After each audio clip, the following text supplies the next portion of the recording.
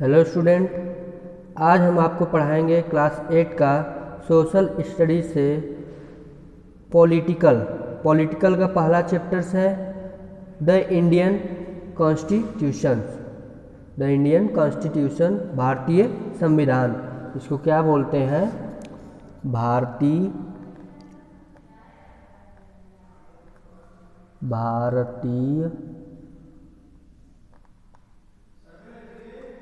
संविधान। क्या बोलते हैं? भारतीय संविधान मतलब हमारे देश का संविधान। आगे है, in this chapter we are going to begin with football, a game many of you have probably heard of or even play. As the name suggested, this is a game that involves the player feet according to the rules of football. The ball touches the arm of any player, then is the considered of fuel. So if players start holding the football in their hands and passing it around, then they are not playing football anymore. Similar other games such as hockey or cricket also have rules according to which they are played. Each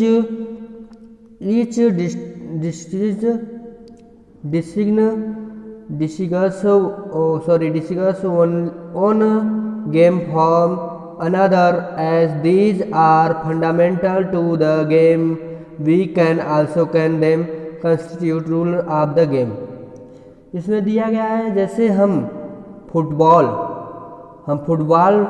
के खेल से अपनी बात शुरू करेंगे। जैसे बोला है कि एक ही एग्जाम्पल दिया गया है फुटबॉल के गेम का। आप ज़्यादातर बच्चे इसको खेलते हैं, ज़्यादातर बच्चे इस गेम को क्या करते हैं? खेलते हैं। और एक गेम खेला जाता है पैरों से, ये पैर से संबंधित है, पैरों से खेला जाता है। जब भी इस बॉल को अगर बाल से हाथ से नहीं छूना होता, अगर हाथ से छू लिया जाता है, अगर बॉल हाथ से टच हो जाता है तो एक गेम से बाहर हो जाता है। ये सब क्या है? फुटबॉल्स के नियम है। एंड और भी गेमों के भी नियम बनाए जाते हैं। यही क्या होता है? कॉन्स्टिट्यूट्स रूल होते हैं, यही हमारे नियम होते हैं। इसीलिए भारतीय संविधान भी जरूरी है। आगे, why does country need a constitution? Why does country need a constitution? किसी भी देश को संविधान की जरूरत क्यों पड़ती है? संविधान की जरूरत क्यों पड़ती है? आगे, today most countries in the world have a constitution, while all democratic countries are likely to have a constitution. Is it not necessary that all countries that have a constitution are democratic? The constitution serves several purposes. First, it lays out certain ideals that form the basis of the kind of country that we as citizens aspire to live in. Our put another way, a constitution tells us what fundamental nature of our society is. आज दुनिया के ज़्यादातर देशों के पास अपना संविधान है। आमतौर पर सभी लोकतांत्रिक देश के बारे में उम्मीद की जा सकती है कि उनके पास अपना भी संविधान है, लेकिन इसका मतलब नहीं है कि जिन देश के पास अपना संविधान होते हैं वे सभी लोकतांत्रिक देश होते हैं। जिन देश के पास अपना संविधान नहीं होता है वे सब भी लोकतांत्रिक देश ही होते हैं। पहला यह दस्तावेज उन आदर्शों को सूत्रबद्ध करता है जिनके आधार पर नागरिक अपने देश को अपनी इच्छा और सपनों के अनुसार रच सकते हैं। यानी संविधान आमतौर पर कई समुदाय में रहते हैं। संविधान क्या होता है? कई समुदाय में रहता है।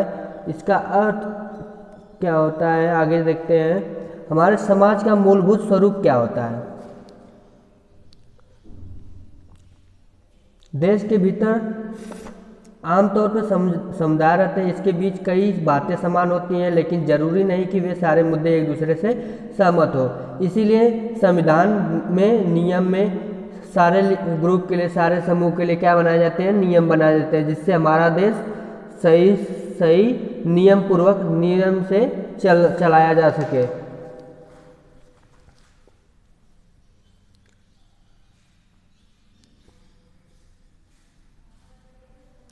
आगे बात करेंगे, let us try and understand what we mean by this through two contrasting situation in the recent history of Nepal, a country that borders India on the north। इन बातों का मतलब है यह समझने के लिए कि आइए दो बिल्कुल अलग अलग परिस्थितियों पर गौर करते हैं। दो अलग अलग परिस्थितियों पर गौर करते हैं। जैसे हो गया भारत की उत्तरी सीमा पर स्थित क्या है? नेपाल है। Until recently, Nepal was mercy the previous constitutions of Nepal, which has been adopted in 1990, reflected the fact that the final authority rested with the king. A people movement in Nepal fought for several decades to establish democracy, and in 2006 the finally succeed in putting on it powers of the king। दिया गया है कि नेपाल के लोगों ने हाल ही में एक अंतरिम संविधान को मंजूरी दी है। आंतरिक संविधान को मंजूरी दी है। यह सवाल उठाता है कि जब नेपाल में पहले ही संविधान था तो उसे नए संविधान की जरूरत क्यों पड़ी? इसका कारण यह है कि कुछ समय पहले तक नेपाल एक राजतंत्र था। नेपाल क्या था? एक राजतंत्र था। वहाँ राजा का शासन 1990 से में बना नेपाल का पिछला संविधान इस सिद्धांत का आधारित था कि शासन की सर्वोच्च सत्ता, पूरी सत्ता जो है राजा के पास रहती थी। पूरी सत्ता क्या थी? राजा के पास रहती थी। नेपाल के लोग कई दशक से लोकतंत्र की स्थापना के लिए जन आंदोलन करते चले आ रहे थे। नेपाल के लोग कई वर्षों से, कई सालों से लोकतांत्रिक स्थापना के लिए जन आंदोलन करते आते। इसी संघर्ष के फलस्वरूप 2006 में आखिरकार उन्होंने राजा की सत्ता को खत्म करने में कामयाबी मिल गई। राजा की सत्ता को खत्म करने में कामयाबी मिल गई।